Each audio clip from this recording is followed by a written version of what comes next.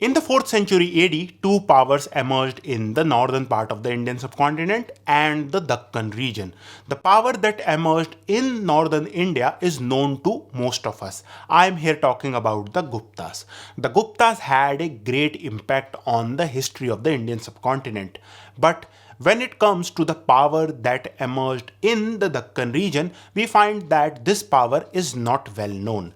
I am here talking about the Vakatakas. The Vakatakas, just like the Guptas, also had a great impact on the history and culture of the Indian subcontinent. And in this video, I will talk about the Vakataka kingdom or the Vakataka empire. When we study the Vakataka history, we find that just like the Gupta history, there are also some questions which historians are not able to answer completely. So for example, in the Gupta case, we find that historians are not sure about the original homeland of the Guptas.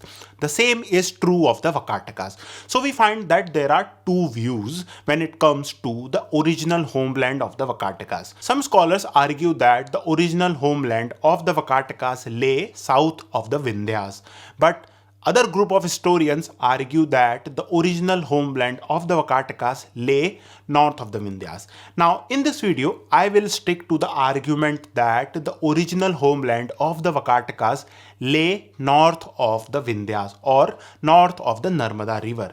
This is because when we read Puranas, the Vakatakas are described as a northern dynasty, and in present times we see that the historical consensus is that the Vakatakas lay in the northern part of the Indian subcontinent. So I'm going to stick with it. But we should also remember that this matter has not been resolved yet. So we should also keep this in mind. Now coming to the Vakataka rulers, the first ruler of this dynasty was a person called Vindhya Shakti. In later inscription, he is described as a Dvija and particularly a Brahman.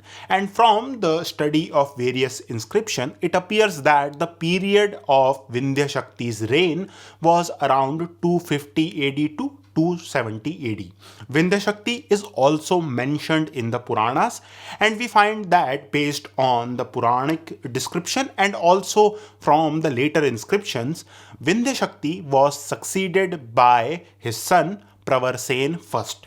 Now Pravarsen first is also mentioned in the Puranas as Pravir. So Pravir, according to Puranas, had two capitals. The first and the main capital was the city of Chanaka, and the second capital was the city of Purika. Now the location of these two capitals is a matter of debate, but most likely the main center of the Vakataka power during this period was Chanaka. This city presently is identified with the village of Nachna, which is in the Panna district of Madhya Pradesh. It is during the reign of Pravarsen most likely that the Vakatakas emerged as a great power. We can say this because in the Puranas we are told that it was Pravarsen who conquered the city of Vidisha. Vidisha during this time was controlled by the Nagas, and we also find based on the Puranic description and also in later inscriptions that Pravarsen performed great Vedic sacrifice. So we are told that he performed 4 Ashwamedh sacrifice, 7 Soma sacrifice, and his Vajpayee sacrifice is also mentioned in the Puranas. This is because in the Puranas we are told that during the Vajpayee sacrifice of Pravarsen, he donated great gifts to the Brahmins. Now based on the later inscription, we find that it was probably after conducting these great Vedic sacrifices that Pravarsen assumed the title of Samrat. Now this title is important because it was only Pravarsen first who in the Vakataka history assumed this title. No other Vakataka ruler had this title of Samrat. Although during the reign of Pravarsen, the Vakatakas had emerged as a great power and they had also occupied the Naga territory of Vidisha, but Pravarsen also wanted to have a matrimonial alliance with the Nagas, who were a great power in the central India region. So in order to establish a matrimonial alliance, we find that he married his grandson, who was called Rudrasen, to the daughter of the Naga king Bhavnag. Bhavnag belonged to the dynasty of the Bharshivas.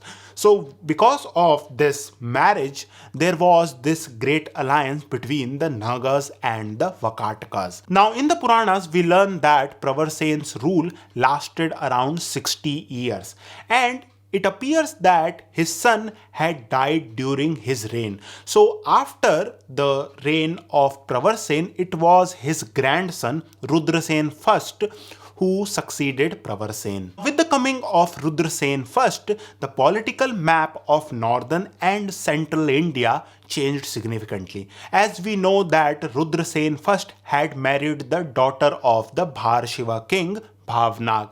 So because of this marriage, there was this great power, the Vakatakas, that had emerged in central India.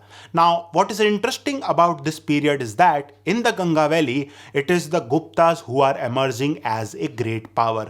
And it was their king Samudragupta who has now begun his campaign to conquer most of the northern India. So we have the Guptas who, under the leadership of Samudragupta, are expanding. And then in central India, we have the Vakatakas who not only controlled their territory, but they also controlled the territory of the Nagas. So it was quite natural that these two powers will soon collide.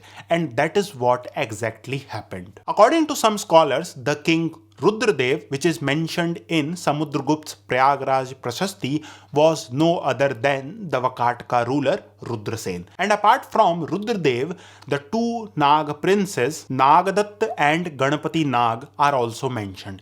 And in the Prashasti, we learn that these three rulers were violently eradicated by Samudragupta. Based on this, it appears that Samudragupta had waged a war of annihilation with the Vakatakas and their Nag allies. In this war, the Gupta military might completely destroyed the Nag and the Vakatak power in the central India region.